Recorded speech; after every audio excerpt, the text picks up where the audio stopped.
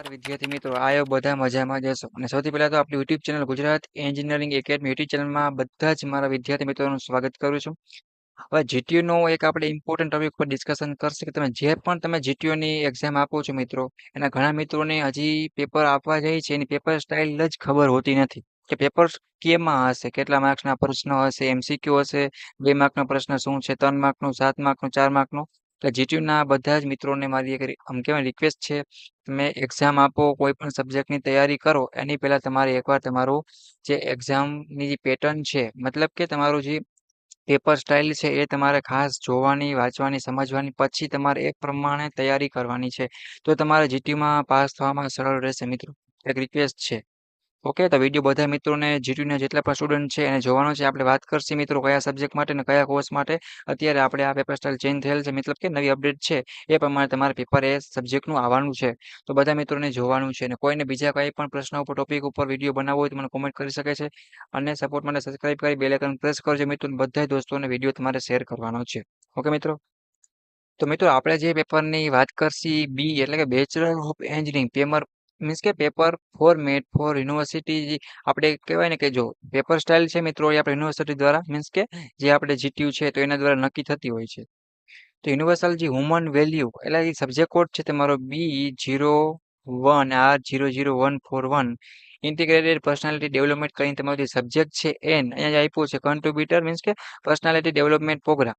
એટલે કે આ શું થયું મિત્રો કે CPD, આ છે IPBC. ડિપ્લોમા પણ મિત્રો આ સબ્જેક્ટ તમે એટલે જ ભણતા જશો, એમસીક્યુ વાળા સબ્જેક્ટ છે. એમાં એમસીક્યુ આવતા હોય છે ઘણામાં, એટલે પોતાના પેપર સ્ટાઇલ પ્રમાણે આવતું હોય છે. ઇફેક્ટિવ ફ્રોમ 2025 અને 26. તો આનો ફોર્મેટ શું હશે જીટીયુ એક્ઝામનું એની આપણે વાત કરવાના છે મિત્રો, અને કઈ રીતે આવશે તો વિડીયો તમારે લાસ્ટ લગી જોવાનો છે. ઓકે, તો એક વસ્તુ કોઈને તમારે ના જોયું મિત્રો, પેપર સ્ટાઇલ આપણે અત્યારે વાત કરશી ને બતાવશે તમને. ઓકે, બી સેમેસ્ટર 1 અને 2 ની વાત કરવાના છે. રેડી? બી સેમેસ્ટર 1 2 ની વાત કરશી. પેપર કેટલા માર્ક્સનું છે જીટીયુ નું, એ તો 70 માર્ક્સ છે, બધાને ખબર જ છે. અને એમાં પાસિંગ માટે કેટલા મિત્રો 23 માર્ક તમારે કમ્પલસરી ફરજિયાત લેવાના હોય છે. અને જો બધા પ્રશ્ન છે એ તમારે ફરજિયાત કરવાના જ હોય છે, બરાબર છે. અને ફિગર છે અને ફૂલ માર્ક હોય છે, આ બધાને ખબર હોવી જોઈએ. એક વસ્તુ ખાસ ધ્યાન રાખવાની છે. તો જો આપણે પેપર સ્ટાઇલ પહેલો પ્રશ્ન છે 1 માર્ક્સ ક્વેશ્ચન, મીન્સ કે 14 માર્કનો પહેલો પ્રશ્ન હશે મિત્રો. રેડી? પછી શું કરશે તો કે પ્રશ્ન 2 એમાં એ બી સી, એક 3 માર્કનો મિત્રો, એક 4 માર્કનો અને એક 7 માર્ક્સનો, બરાબર છે. અને અથવામાં આપ્યો હોય છે 7 માર્કના, 2 આપેલા છે, મીન્સ કે સી છે એ તમારે 2 હશે. એટલે પહેલો પ્રશ્ન અને બીજો પ્રશ્ન રેડી.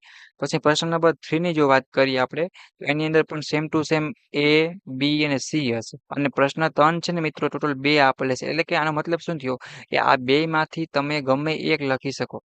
હવે એવી જ રીતના સેમ ટુ સેમ પ્રશ્ન 4 છે એ પણ તમને 2 આપેલા છે. તમે આ ચોથો લખો અથવા આ લખો. એવું નહીં કરવાનું મિત્રો કે પેલા એ આવડતું તો બી આવડતું, હવે સી આનું નથી આવડતું, આનું આવડે એ લખીને, એવી ભૂલ નહીં કરવાની. હા, ક્યારેક એ હાલી પણ જતું હોય છે, બટ આપણે એ ભૂલ કરવાની નથી. એ કાયદેસર ગેરકાનૂની કહેવાય, મીન્સ કે એનું કોઈ મતલબ નથી. એ વસ્તુ ખાસ ધ્યાન રાખજો.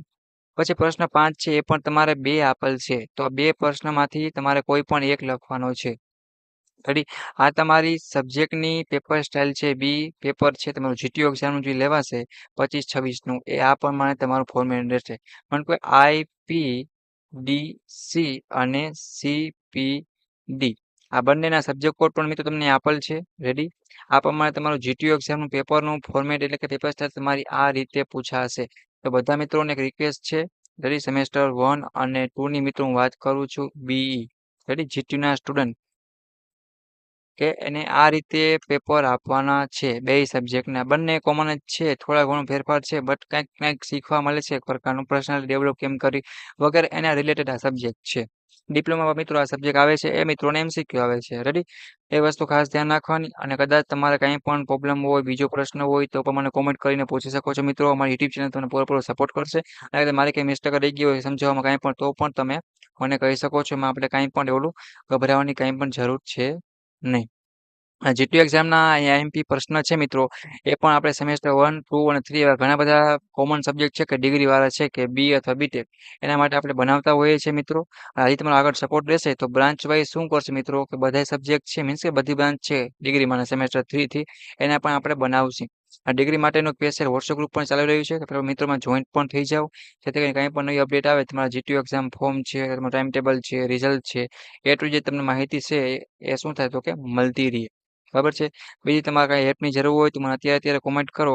બટ તમારે આ પ્રમાણે તમારે શું કરવાનું તો કે જીટીયુ એક્ઝામ છે એનું જીટીયુનું પેપર આ રીતે આવવાનું છે.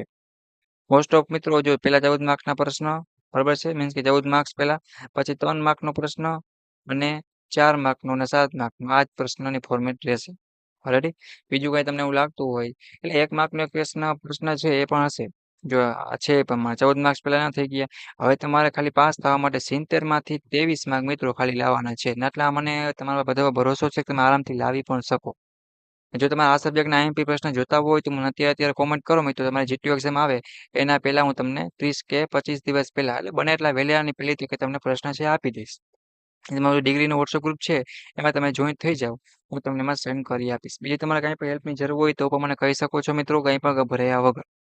બટ તમારે સપોર્ટ કરવાનો છે Gujarat engineering academy YouTube channel. હું રાઠોડ વિમલ મિત્રો, અને અમારી યુટ્યુબ ચેનલની ટીમ છે તમને ભાઈબંધ તરીકે મિત્ર કે આપણે બધા મિત્ર જ છે એવું સમજીને તમને ગાઈડ કરશે. કાંઈ પણ હેલ્પની જરૂર હોય, સપોર્ટની જરૂર હોય તો પણ અમે કરશું.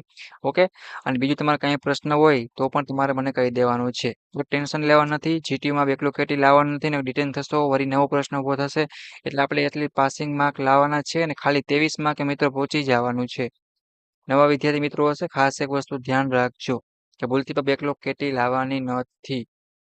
એટલે ઘણી બ્રાન્ચમાં આગળ પાછા સબ્જેક્ટ આવતા હોય છે આડાઅવળા. સેમ 1 માં આવતો હોય, અમુકને 2 માં આવતો હોય, એવી રીતે બનતું હોય છે. અને એક વર્ષ આપણે કોમન ડિપ્લોમા ડિગ્રીમાં હોય કે આડાઅવળી બ્રાન્ચોના મીન્સ કે એકબીજાની બ્રાન્ચોના થોડુંક નોલેજ માટે આપણે સબ્જેક્ટ તો આવતા જ હોય છે, બધાને ખબર જ હશે. એટલે એ વસ્તુ ખાસ એક ધ્યાન રાખજો. ઓકે મિત્રો, આ વિડીયોને પૂરો કરું છું. આ પ્રમાણે આપણે નવી મુલાકાત લેશી તમારી એક નવી ઇન્ફોર્મેશન સાથે. ત્યાં લગી સબસ્ક્રાઇબ કરો અને ડિગ્રીમાંના બધા જ મિત્રોને મોકલી આપો કે જે સેમેસ્ટર 1માં અને 2માં છે અથવા તો બેકલોગ કેટી વાળો હોય કે જે પણ લાગુ પડતું હોય એ બધાને સેન્ડ કરો. અને તમારે કંઈ પણ ટોપિક ઉપર વિડીયોની જરૂર છે તો મને કયો મિત્રો, એટલે હું તમને બનાવી આપીશ. અથવા કોઈ સબ્જેક્ટના આઈએમપીની જરૂર છે તો પણ હું બનાવી આપીશ. તમે કોમેન્ટ કરજો અને સપોર્ટ કરી અને સબસ્ક્રાઇબ કરીને બધા દોસ્તોને મોકલો. ઓકે મિત્રો, તો વિડીયોને પૂરો કરું છું. તો નેક્સ્ટ મુલાકાત લેશે એવા જ તમારા જીટીયુ એક્ઝામ રિલેટેડ અથવા ઇમ્પોર્ટન્ટ વિડીયો સાથે. ઓકે મિત્રો, thank you, take care, bye bye, જય ભારત.